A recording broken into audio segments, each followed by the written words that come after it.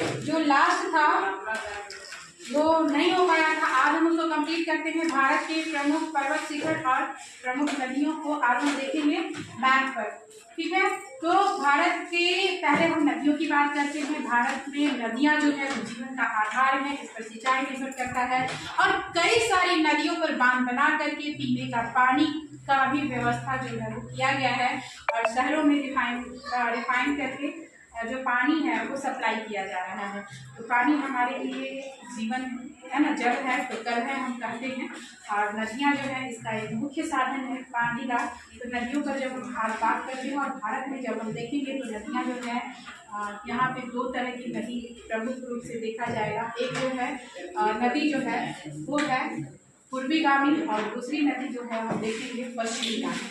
पहली नदी पूर्वीगामी और दूसरी नदी पश्चिमीगामी। पूर्वीगामी और पश्चिमीगामी का मतलब क्या हुआ कि वो नदियाँ जो बंगाल की खाड़ी में गिरती हैं वो पूर्वीगामी, और वो नदियाँ जिसका ढलान पश्चिम की तरफ है और ये जाकर के अरब के सागर में गिरती हैं, वो कौन सी नदियाँ हैं? वो है पश्चिमीगामी। तो सबसे पहले हम भारत की प्रमुख नदी गंगा की बात करते हैं। गंगा नदी उत्तराखंड है ना, और ये गोमुख से निकलती है और गोमुख से निकल करके और उत्तर प्रदेश उत्तर प्रदेश होते हुए बिहार और पश्चिम बंगाल होते हुए फिर जाकर के बंगाल की खाड़ी में गिर जाती है। इसकी कई सारी सहायक नदियां हैं और इसकी कई सारी सहायक नदियां इससे मिल करके और इसके साथ ही होकर के और बंगाल की खाड़ी में यहाँ प्रवेश कर जाती है।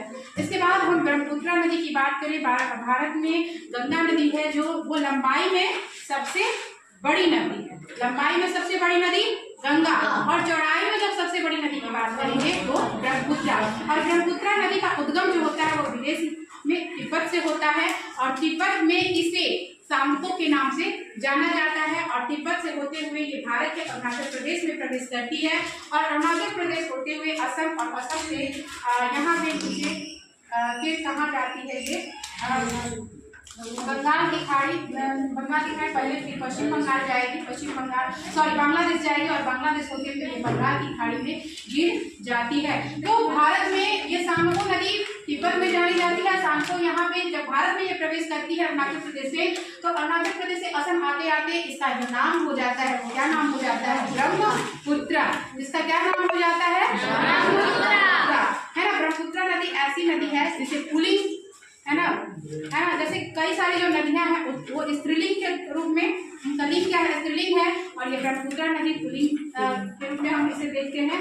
और ब्रह्मपुत्र नदी जब फिर बांग्लादेश में जब ये प्रवेश करती है तो इसका नाम क्या हो जाता है?